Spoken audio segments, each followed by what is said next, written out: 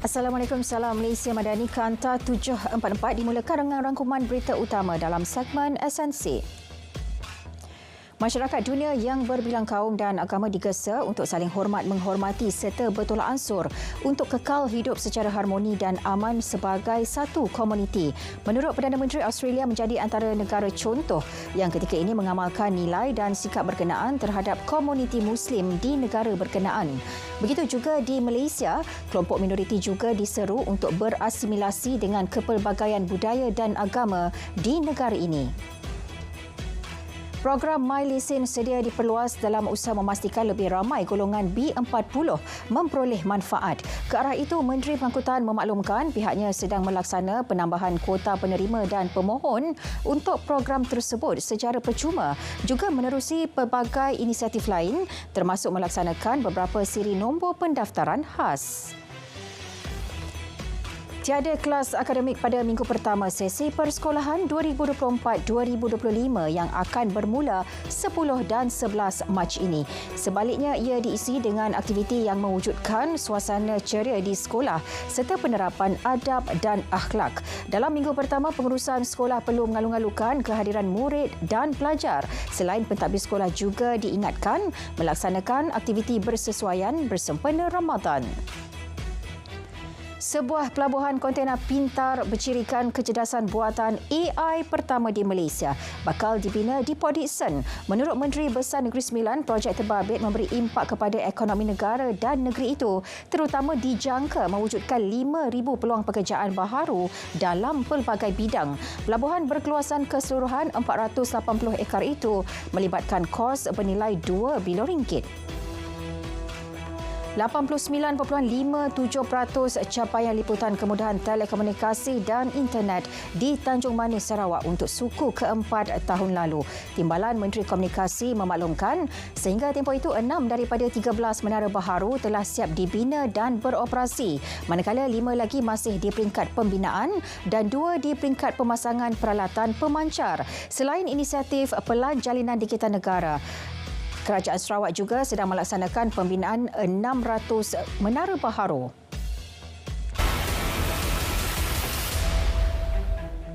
Polis akan mengambil keterangan Presiden PAS hari ini berhubung kenyataan beliau bertajuk Ketinggian Islam Wajib Dipertahankan 20 Februari lalu. Ketua Polis Negara berkata ia berikutan kesihatan ahli Parlimen Marang itu semakin baik. Siasatan dibuka mengikut Seksyen 4-1 Akta Hasutan 1948 serta Akta Komunikasi dan Multimedia 1998.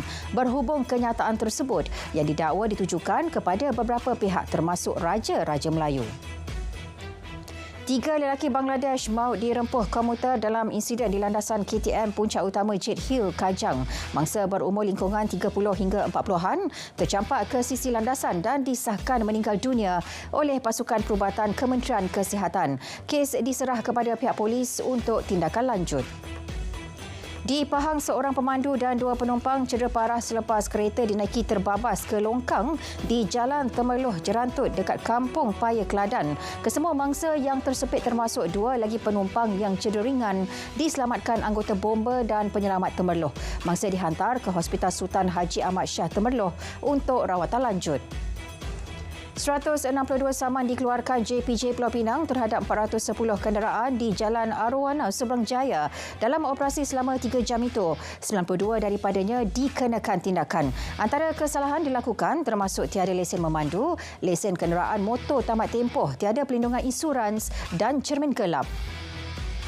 Di Johor, 62 warga asing dan 4 warga tempatan ditahan imigresen negeri. Ia hasil serbuan op gegar di 34 buah premis pusat refleksologi, premis hiburan dan restoran yang dipercayai menggaji pekerja asing secara tidak sah.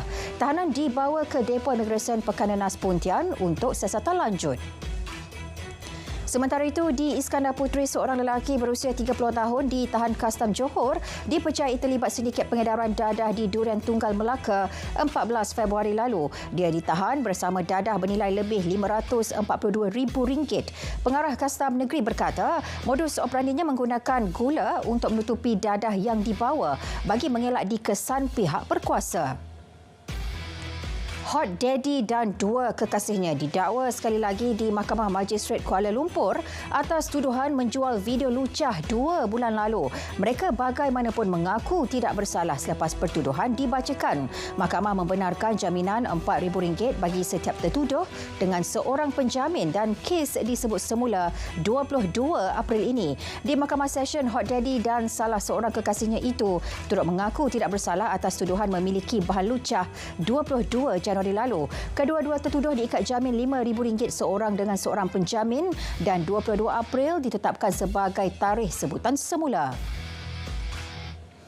Mahkamah Tinggi menolak permohonan semakan kehakiman oleh bekas Menteri Keuangan Tun Daim Zainuddin dan keluarganya berhubung siasatan SPRM terhadap mereka. Keputusan dibuat hakim tanpa kos pada prosiding di Mahkamah Terbuka.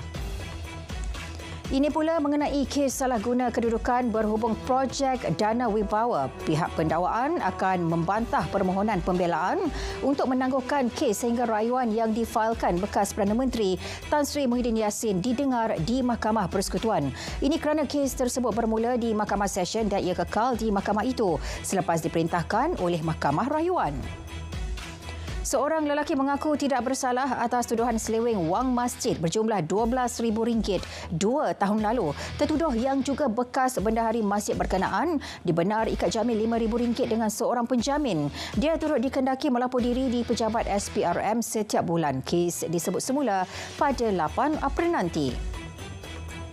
Tiada aduan kenaikan harga barang sektor tidak terlibat kenaikan cukai jualan dan perkhidmatan SST diterima KPDN Pulau Pinang. Ia hasil pemantauan UPS Kesan yang dijalankan sejak 1 Mac lalu. Pengguna disaran mengemukakan aduan jika berdepan salah laku peniaga bagi membolehkan siasatan dan tindakan lanjut diambil. Beberapa aspek permohonan kewarganegaraan termasuk proses temuduga akan ditambah baik. Menurut Menteri Dalam Negeri, proses tersebut akan dilaksanakan dengan lebih santai agar tidak membebankan pemohon. Sehingga kini kira-kira 12,000 permohonan kerakyatan masih dalam proses. Dalam pada itu mengenai cadangan untuk memperkemas kaedah permohonan penganjuran perhimpunan mengikut Akta Perhimpunan Aman 2012. Datuk Seri Saifuddin memberitahu pihaknya terbuka dengan cadangan tersebut dan penambahbaikan akan dibuat sekiranya wujud keperluan. Bekas Pengerusi Bersih pada Ahad mencadangkan perkara berkenaan agar rakyat dapat melaksana hak dan kebebasan menerusi penganjuran perhimpunan. Malaysia sedang mengkaji penggunaan semula ubat antiviral Nelfinavir bagi merawat pesakit demam denggi di negara ini. Menteri Kesihatan Datuk Seri Dr. Zulkifli Ahmad berkata pihaknya yakin antiviral itu boleh digunakan selewat-lewatnya tahun hadapan. Proses kajian dilakukan bersama India, Brazil dan Thailand. Kerajaan serius menangani isu penipuan dalam talian. Timbalan Menteri JPM, Undang-Undang dan Reformasi Institusi menjelaskan tindakan menyeluruh sedang diambil bagi membantras jenayah tersebut. Lebih 107,700 kes penipuan dalam talian direkodkan dari 2020 hingga 2023 dengan nilai kerugian anggaran RM3.2 bilion. Kesesakan di zon pemeriksaan motosikal Kompleks ICQ Bangunan Sultan Iskandar dan Kompleks Sultan Abu Bakar, Johor disebabkan gangguan sistem M-Bike. Ketua Pengarah Imigresen berkata kaunter manual secara maksimum telah diaktifkan sehingga isu gangguan sistem pulih. Beliau menafikan dakwaan kontrak pengendali sistem ditamatkan atas arahan pihak atasan. Orang ramai dinasihat tidak membuat spekulasi yang boleh menimbulkan kekeliruan. Dasar 1% penjawat awam kategori OKU dalam perkhidmatan awam sedang dikaji semula untuk penambahbaikan pelaksanaannya. Menurut Menteri JPM Wilayah Persekutuan, ini memandangkan pelaksanaannya masih tidak capai sasaran dalam tempoh 10 tahun untuk tempoh 2014 hingga tahun lepas. Bagaimanapun dalam tempoh sama, statistik pencapaian dasar itu merekodkan trend peningkatan pengisian jawatan penjawat awam OKU. Sultan Kelantan berharap projek laluan rel Pantai Timur ECRL dapat disambung sehingga ke rantau panjang Kelantan. Titah baginda ia bertujuan bagi memacu pertumbuhan ekonomi antara kawasan sempadan selain mengukuhkan hubungan dua hala antara Malaysia dan Thailand. Selain itu, baginda juga mahu isu banjir di negeri berkenaan dapat diselesaikan segera termasuk menerusi projek lembangan sungai bersepadu Sungai Kelantan dan Sungai Golok Fasa 1 yang kini siap 92%. Sejumlah pelaburan dan dagangan besar dijangka diraih Malaysia sempena lawatan rasmi Datuk Seri Anwar ke Australia. Ini menerusi mesyuarat meja bulat yang akan dipengerusikan bersama pemain industri tempatan. Sebanyak 18 syarikat Australia terlibat dalam mesyuarat meja bulat yang dijadual berlangsung hari ini.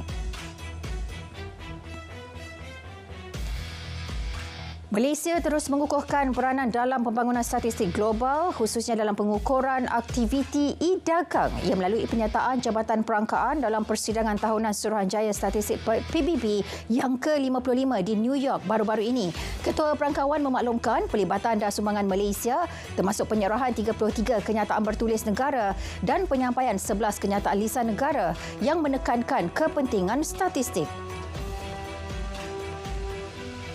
MIDF Research optimis perdagangan luar Malaysia akan meningkat secara berterusan tahun ini dengan ekspor meningkat 5.2% tahun ke tahun. Keyakinan itu disokong permintaan global yang semakin meningkat dan harga komoditi yang stabil.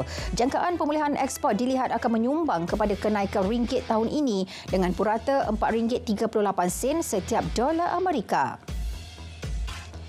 Dividen kumpulan wang simpanan pekerja KWSP 2023 yang tinggi jadi indikator kepada pertumbuhan ekonomi negara yang stabil. Penguncupan jurang agihan dividen simpanan syariah juga mampu menarik lebih ramai beralih kepada simpanan jenis berkenaan. Kongres Kesatuan Sekerja Malaysia MTUC menerusi kenyataan memaklumkan komitmen KWSP menyediakan dividen kukuh memberi keyakinan pertumbuhan simpanan pekerja jangka panjang. RM262 juta diperuntuk bagi pembinaan Terminal Maritim Lumut 2 LMT2 yang dijangka beroperasi awal 2026. LMT2 akan menjadi pemangkin dalam memperluas potensi Lumut sebagai pengendali terminal kargo pukal paling efisien di Asia Tenggara. Pembinaan LMT2 penting bagi menyokong pertumbuhan ekonomi dan memenuhi keperluan pengangkutan maritim. Angka kematian rakyat Palestin meningkat kepada 30,534 orang manakala 71,920 orang majoriti wanita dan kanak-kanak. Menurut Kementerian Kesihatan Palestin, sekurang-kurangnya 124 orang terbunuh sementara 210 lagi cedera dalam tempoh 24 jam lepas. Ramai mangsa terperangkap di bawah runtuhan dan tidak dapat diselamatkan susulan tindakan rejim Zionis yang meluaskan skop serangan di Gaza. Naib Presiden Amerika Syarikat Kamala Harris mendesak agar cadangan gencatan senjata 6 minggu diterima Hamas Israel. Ia amat perlu dilaksanakan berikutan penderitaan yang terus menghimpit penduduk Gaza. Gesaan beliau itu dibuat ketika Presiden Joe Biden berdepan dengan tekanan atas sokongannya terhadap Israel dan peningkatan kematian orang awam Gaza. Kamala mendesak Ketua Negara Haram Israel Benjamin Netanyahu mengambil langkah meningkatkan penghantaran bantuan ke Gaza.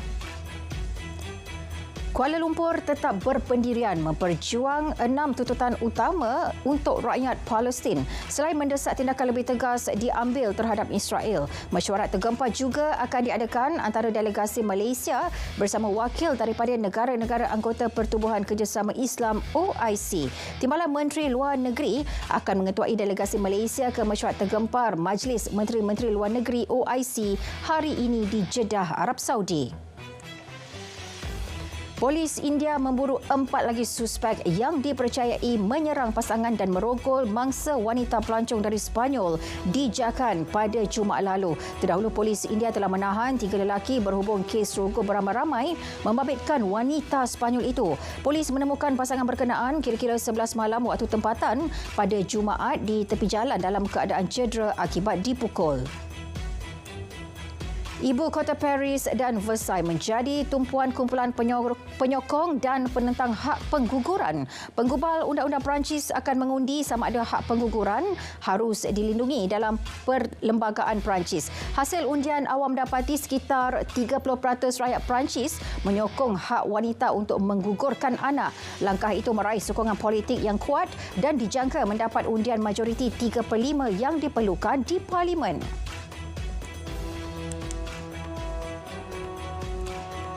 Baik saudara, Kanta 744 berakhir di sini. Dari sungai ke segara Palestin, pasti merdeka. Assalamualaikum, salam Malaysia Madani.